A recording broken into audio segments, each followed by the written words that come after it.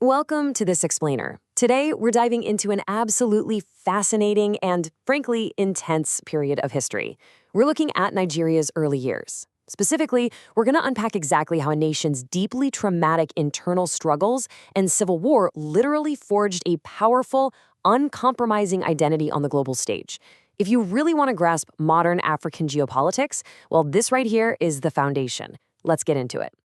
Okay, so to understand this massive transformation, we need to look at two totally different extremes. Back in 1960, we have a newly independent nation that's deeply conservative, peaceful, and heavily aligned with the West. But flash forward just 16 years to 1976, and that exact same nation is suddenly radical, fiercely anti-imperialist, and aggressively throwing its weight around on the world stage. It really makes you wonder, right? How on earth could a country change so drastically, like completely rewriting its geopolitical DNA in less than 2 decades? Part 1. The Dawn of Independence. Let's step back for a second to October 1st, 1960. It was a day of immense hope for this newly independent nation. Just listen to the words of Nigeria's very first prime minister, Sir Abubakar Tafawa Balewa, from his independence speech. He talked about Nigeria moving with quiet dignity to its place on the world stage. And he specifically credited the happy experience of a successful partnership with the British. It beautifully captures that early optimism, right? At this point, Nigeria's stance was highly conservative and heavily pro-British. Actually, our source material points out that the British intelligence network and civil servants were still deeply embedded in the country's advisory and security systems at that time. But, as we'll see, that quiet dignity didn't last long at all. Which brings us to Part 2, the 1966 coup d'etat. We're talking about a terrifyingly rapid descent into chaos here. Barely 5 years after independence, in January 1966, the military steps in. And what's wild about this, according to our sources, is that the deeply embedded British intelligence completely missed this impending coup by young army majors. They literally had no clue it was coming, even with world leaders, including the British Prime Minister, gathered right there in Lagos. This massive intelligence failure triggered a brutal domino effect. You get a counter coup in July, followed by horrific massacres by September and October. Now, a super interesting detail from the academic sources is how heavily contested the true nature of that initial January coup really is. It's totally debated. Some historical accounts frame it as this patriotic rescue mission by young majors, trying to save the country from political corruption. But on the flip side, other groups saw it strictly as an Igbo coup. They point out that prominent northern and western political leaders were assassinated, so they viewed it as a targeted power grab. The historical record on this is incredibly divided. To give you a real micro-level sense of the shock of all this, the text draws on an incredible eyewitness account from a young reporter named Olusegun Osoba. He actually tracked down the dumped bodies of Prime Minister Balewa and Finance Minister Okoti Ibo in a bush. And he notes this unbelievably visceral detail. The Finance Minister's body was badly decomposed, but the Prime Minister's body was fresh. And strangely, it lacked any gunshot wounds. For Osoba, this screamed complex foul play and a massive government cover-up. It was the exact moment the innocence of the early republic was just completely shattered. The trauma from that coup plunged the country straight into darkness. Let's look at Part 3, a state of exception, and the absolute horror that followed. To really wrap our heads around this period, the source material brings in a fascinating concept by philosopher Giorgio Agamben. It's called the state of exception, or homo sacer. The core idea here is chilling.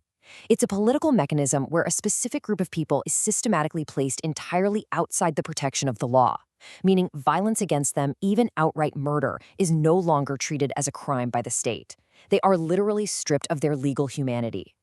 The scholarly analysis brilliantly parallels these horrific events in Nigeria to totalitarian regimes. The government, which was under General Gowon at the time, entirely failed to protect the Igbo people in the north. By just turning a blind eye, the state basically gave a silent nod to the massacres. It effectively became a legal civil war, where the victims were quarantined in this terrifying state of exception we just talked about. This horrific environment inevitably sparked the Nigerian Civil War. So we enter Part 4, Oil, Civil War, and Power. This is where a desperate struggle for domestic survival starts to radically reshape Nigeria's global allegiances. Just consider this massive reality check. When the federal government went to its traditional Western allies to ask for arms to prevent secession, the UK and the US largely just said no. And it gets worse. Powers like France, Portugal, and even the apartheid regime in South Africa were actively backing the Biafran secessionists. Meanwhile, there was this Swiss PR firm called Mark Press that successfully framed the conflict to the entire globe as a religious genocide. Feeling profoundly betrayed by the West, General Gowon had no choice but to turn to the Soviet Union for MiG fighters and heavy weaponry.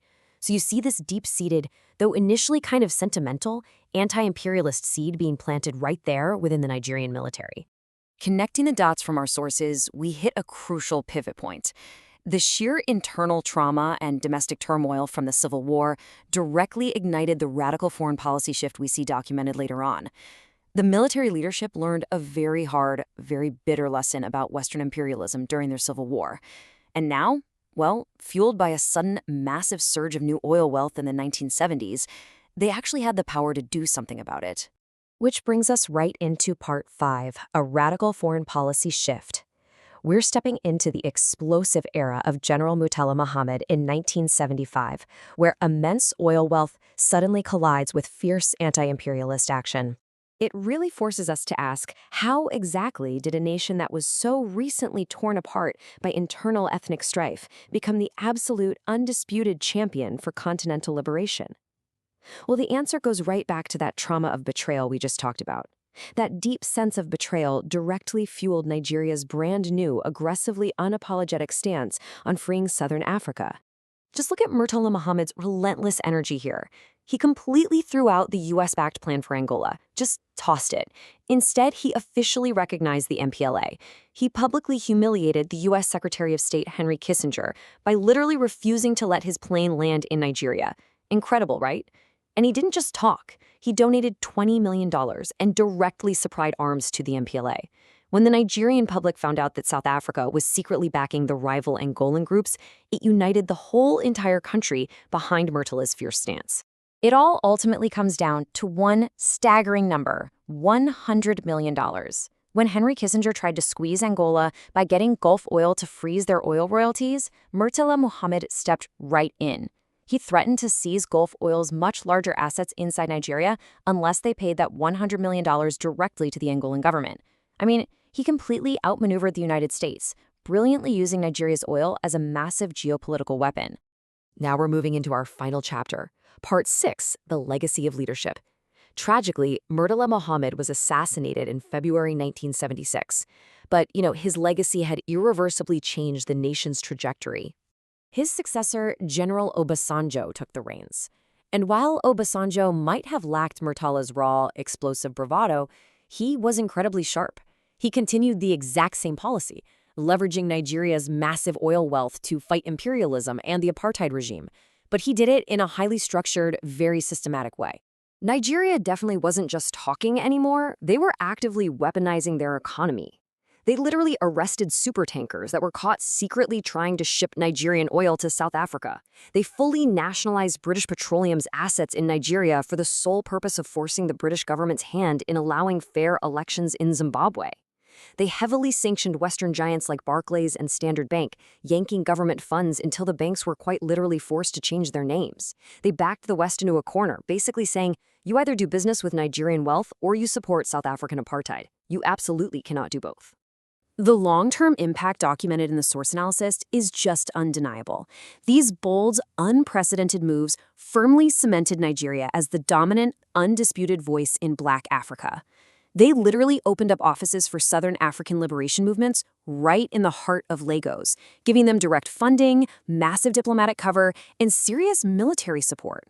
So this leaves us with a really provocative thought to wrap up today's explainer.